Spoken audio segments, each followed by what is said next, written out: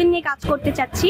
আমি হচ্ছে সাংস্কৃতিক যে বৈষম্য, সাংস্কৃতিক অঙ্গনে সাংস্কৃতিক চর্চাটাকে প্রমোট করতে চাচ্ছি। আমি মূলত একজন নবীন শিক্ষার্থী হিসেবে যারা নির্বাচন করছে তাদের থেকে কেন প্রশ্নের জবাব চাই। অর্থাৎ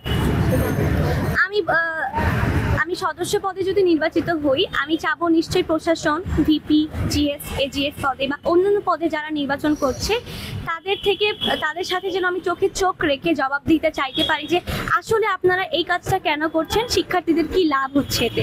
আর বা আমার যেই ব্যাচমেট বা আমার সিনিয়র ভাই বোন যারা আছে, যারা সবার সামনে এসে কথা বলতে পারছে না, তাদের হয়ে প্রতিনিধিত্ব করে তাদের থেকে জবাবদিহিতা চাওয়া। আর মূল কাজ হচ্ছে আমার এটা। এছাড়াও হচ্ছে আমি নারীদের নিয়ে কাজ করতে চাচ্ছি।